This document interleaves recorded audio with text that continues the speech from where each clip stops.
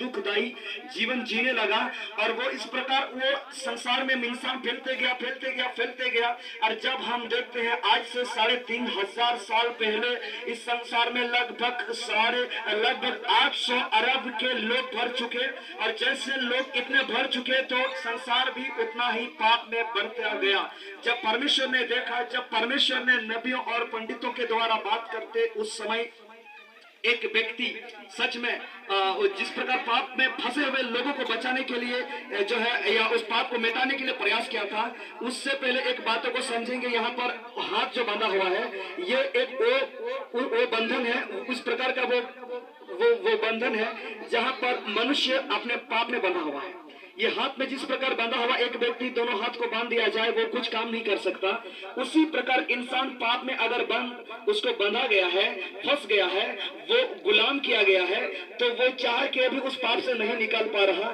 क्योंकि पाप तो अगर हम बड़े छोटे बहुत तरह का होता है, लेकिन हम छोटी सी पापों का उदाहरण को ले सकते हैं कि क्रोध जो एक इंसान में रहता है, अगर वो चाहेगा कि मैं क्रोध ना करूंगा, मैं गुस्सा ना करूंगा, मैं लड़ाई झगड़ा नहीं करूंगा, लेकिन फिर भी वो क्रोध कर लेता है, लड़ाई झगड़ा कर लेता है और वो सच में बुरा काम कर लेता है। क्योंकि वो चाह के भी वो अपने आप को उस बुराई से नहीं निकल पा रहा है। इस प्रकार से मनुष्य जो है, मनुष्य के बीच में पाप में बंद कर पूरे संसार में पाप ही फैल गया, पाप ही फैल गया। और जब बचपन से इंसान जन्म लेता है तो सच में उसके जीवन में पाप ही बढ़ता जाता है। और वो इंसान पाप में बढ़ करके सच में जब उसका जीवन होता है तो केवल पाप में ही होता है। और उसका परिवार और उसका सच में जीवन पाप की अंधकार में रहकर, वो चिंताओं में और दुख में और अशांति में रहकर सच में वो जीवन जी रहा है। और धीरे धीरे इस प्रकार से इस संसार में मर जाता है तो वो स्वर्ग नहीं बल्कि नरक की ओर चला जाता है।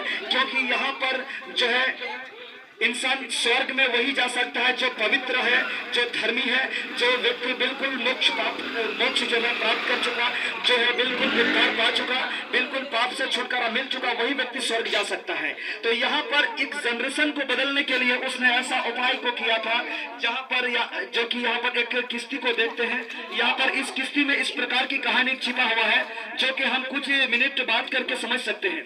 यहाँ पर एक व्यक्ति के द्वारा परमेश्वर बात करता है और वो व्यक्ति जो सच में परमेश्वर के भाई को मानने वाला था। और वो व्यक्ति सच में उसको ऐसा उसे योजना मिला कि मैं सारे संसार को, परमेश्वर कहा मैं सारे संसार को नाश करने जा रहा हूँ, इसलिए तुम अपने परिवार को और अगले वंश को बचाए रखने के लिए एक नाव को बनाओ और उसमें हर जानवर में से दो दो करके जो है तुम उसके अंदर में रखो। और ऐसा योजना के अनुसार उसने ऐसा किया और पूरे संसार में जल प्रलय आकर के हर एक मानव जाति को नाश किया गया। जब हर एक मानव जाति नाश हो गए, सारे प्राणी नाश हो गए, फिर से अगला जनरेशन यहाँ पर नूह के द्वारा अब तक फैल चुकी है। अब तक हम इस संसार में 700 अरब लोग अब तक जनसंख्या में बढ़ चुके हैं।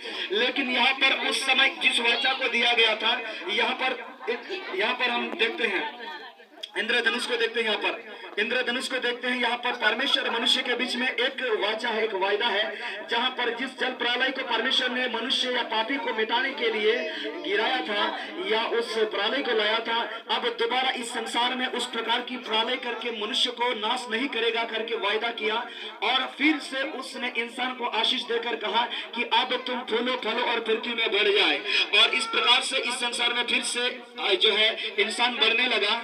और जब बढ़ने लगा तो इंसान के जीवन में फिर से इस प्रकार की बुराई प्रवेश कर रहा है। तो उसने एक पंडितों या उन नबियों के द्वारा जो है ग्रंथों को यहाँ पर भेजते हुए सच में उद्धार का मार्ग को जो है लोगों को बताने या उनको छुटकारे के लिए उपाय किया, जहाँ पर जो है लहू का बलिदान किया जाना, लहू का बलिदान या लहू का बहाया जाना। क्योंकि जो व्यक्ति पाप में या दुख में या तकलीफ या बीमारी या कुछ भी उसका श्राप चढ़ जाता है तो वो व्यक्ति बलिदान करता है किसी जानवर का। और उस जानवर का बलिदान करते हुए जो है सच में उसको छुटकारे का आशा उन्हें मिलेगा, ऐसा करके नियम बनाया गया था। लेकिन अब तक हम देखते हैं कि ऐसा करने के बावजूद भी इंसान क्या हो गया है, फिर भी वो बुराई में फंसा हुआ है, फिर भी उस पाप में फंसा हुआ है, फिर भी वो अशांति में जीवन जी रहा है। इस प्रकार से मनुष्य सारे जो है यहाँ पर सब कुछ अपना कर्म कांड करते हुए भी फिर भी वो नहीं बच पा रहा है।